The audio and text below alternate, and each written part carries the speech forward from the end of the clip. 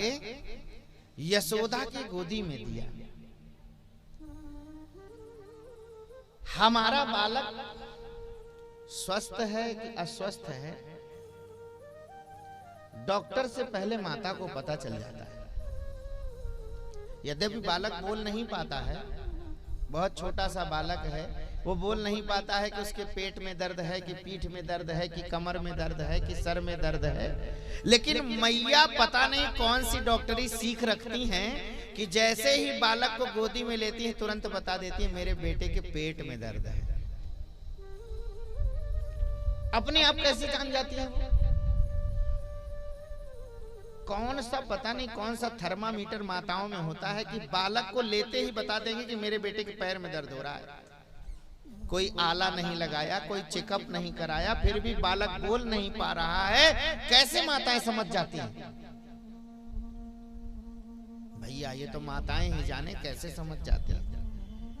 जैसे ही मैया ने, यशोदा ने बाल कृष्णलाल को गोदी में लिया, स्तनपान कराने लगी, दूध पिलाने लगी। बाल कृष्णलाल बड़े प्रेम से दूध पीने लगे तो मैया ने कहा हमारे लाला को कुछ नहीं हुआ, स्वस्थ है। लेकिन पूर्णिमा पुरोहितानी ने कहा लाला तो स्वस्थ है यशोदा, लेकिन इन्होंने राक्षसी का स्पर्श कर दिया है, इसलिए लाला की शुद्धि करनी बहुत जरूरी है। शुद्धि कैसे करें? तो पूर्णिमा पुरोहितानी बाल कृष्णलाल को लेकर के और गौशाला में गई है। गौशाला में जाकर के देखो एक आश्चर्य की बात है, किन भगवान को पवित्र करने की बात कही है, किन भगवान को शुद्ध करने की बात कही है। जिन भगवान का नाम लेने मात्र से व्यक्ति पवित्र हो जाता है, उन भगवान को पवित्र कौन कर रहा है? भगवान को पवित्र कौन कर सकता है? भगवान को कौन पवित्र कर सकता है? भगवान को पवित्र करने के लिए गौशाला में ले गए और गैया के गोमूत्र से भगवान को स्नान कराया गया, गैया के गोबर से भगवान को स्नान कराया गया और गैया के चरणों की धूल लेकर के और भगवान के मस्तक पर लगाया गया। गैया के पूंछ से भगवान को झाड़ा दिया गया। देखो गाय एक ऐसा प्राणी है, गाय एक ऐसा प्राणी है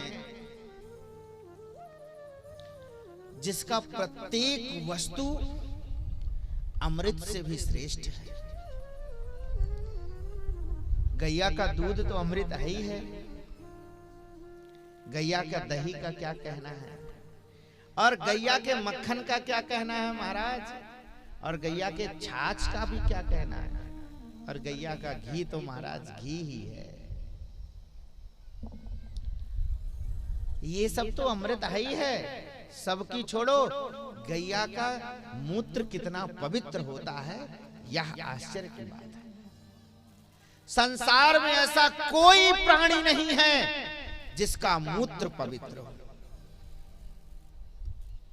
संसार में ऐसा कोई प्राणी नहीं है जिसका मूत्र पवित्र हो। कोई भी उदाहरण नहीं दे सकता है कि जितना गैया का मूत्र पवित्र है उतना किसी भी प्राणी का मूत्र पवित्र हो। गैया का गोबर जितना पवित्र है महाराज, किसी भी प्राणी का पवित्र नहीं हो सकता है। और तो और गैया के गोमूत्र से जितने प्रकार की बीमारियां ठीक हो सकती हैं महाराज, यह तो अब लोगों को पता चल पा रहा है। गाय एक ऐसा प्राणी है, जहां पर गैया निवास करती है वहां पर देवता निवास करते हैं। गैया के गोमूत्र से भगवान को स्नान कराया जा रहा है।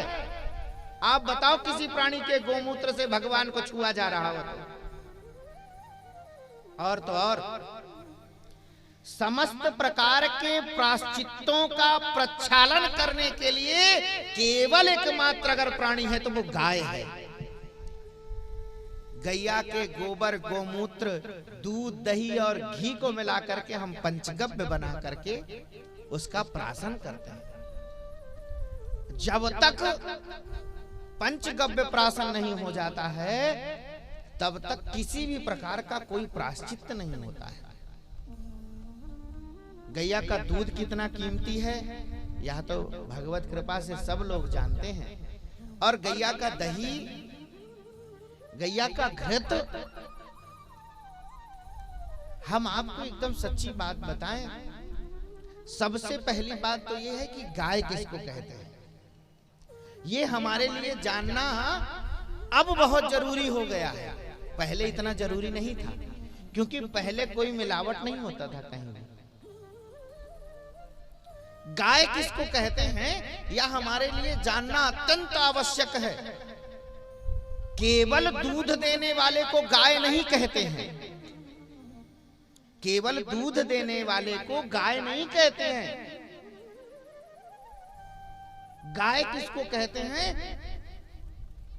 और एक बात, हमारी बात आपको हंसी या मजाक लग रही हो ना, तो भगवान ने सबको बुद्धि दी है और पढ़े लिखे हो आप सब, और सबके पास फोन है, अपने गूगल में मार के देख लो एक बार क्या है ये सही कर, क्योंकि लोगों को व्यक्ति पे भरोसा नहीं, गूगल पे ज्यादा भरोसा है आजकल। डाल के देख लो। गाय किसको कहते हैं? शास्त्र कहता है गाय के लक्षण क्या है।